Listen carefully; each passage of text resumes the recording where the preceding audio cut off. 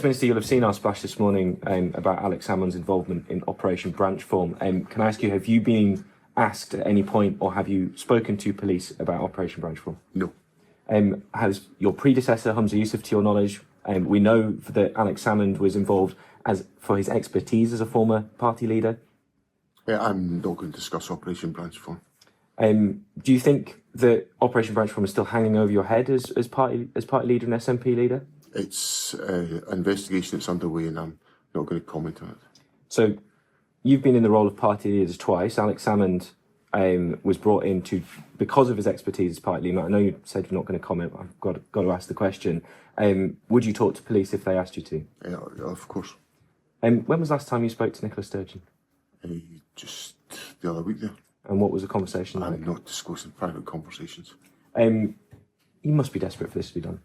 I'm not going to comment.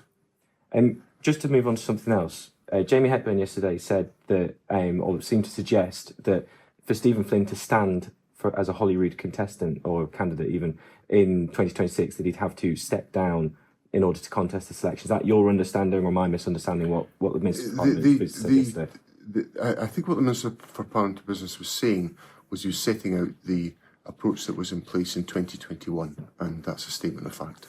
So there's been no change in the SNP's policy last week? No change of the SNP's position, but what the Minister was setting out yesterday was a statement of the position that existed in 2021.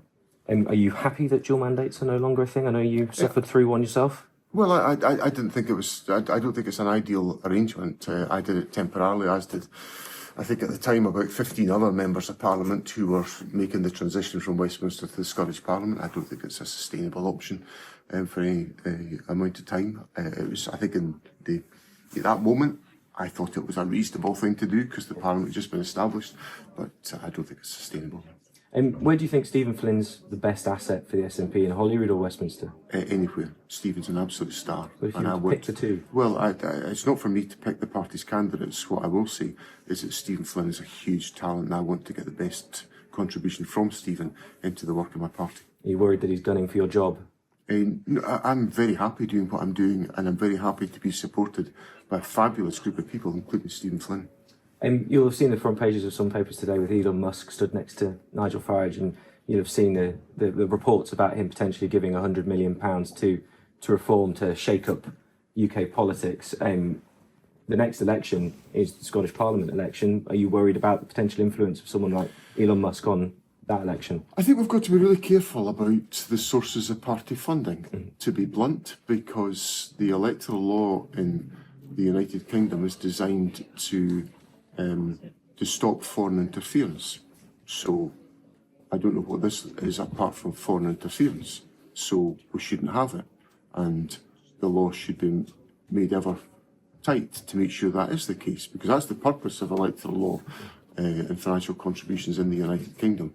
And if there's any loopholes, any gaps, any issues, they need to be tightened. Humza Yousaf announced he was stepping down yesterday. I know you spoke about that. He's described Elon Musk as one of the most dangerous people in the world. Is that something, a characterisation you'd agree with? Well, I think Elon Musk creates enormous disruption and damage in the world. So I'm very concerned about the reports that money might be flowing into United Kingdom politics and potentially into Scottish politics, which are designed to undermine the nature of our decision making, and I want to avoid that at all possible costs. Two last questions. One, just following on from that. Reform looking like they're going to have some MSPs in Holyrood come the 2026 election. You've always prided yourself on working cross-party. Would you ever consider working with them to pass a budget, to pass key legislation, or to even see yourself become First Minister? No, I wouldn't have anything to do with them. I've made it absolutely clear that I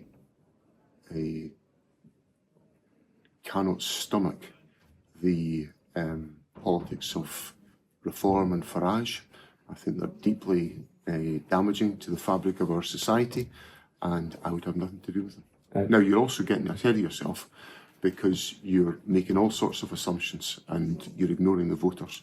And I'll never ignore the voters. I'll put my case to the voters and the public, and I'll engage openly and warmly with them. Do you think they'll ignore reform in Scotland?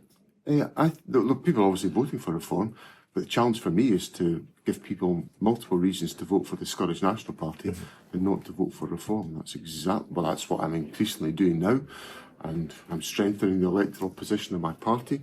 My party's getting stronger in front of our eyes, much to the discombobulation of lots of people, but who never thought it would happen. But under my leadership, the Scottish National Party is getting stronger, and I intend to get even stronger. Last question, and we're doing a story tomorrow, which is on the fact that 1-year-old child who's had severe eye pain, he needs eye removal surgery, has been told by NHS Greater Glasgow and Clyde that he'd have to wait 3 years. He's in so much pain he can't get out of bed, he can't play with toys, and the family have been forced to go private.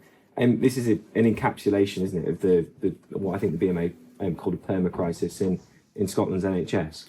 I don't know the details of the individual case. I'm obviously very happy to explore it and to understand the reasons and the rationale. We are working very hard to reduce waiting times, and that's the absolute focus of the direction that the Health Secretary and I are giving to the Health Service, and we're working actively to make sure that's the case. But there will be, we would have to look into that particular case, because that feels like an extraordinarily long timescale to have been offered to a family. But so I'd have to look at the details of what's involved to examine whether that is the case or there should be a different course of action taken. But fundamentally, we are working hard to reduce waiting times and to make sure that people get the treatment they require as early as possible.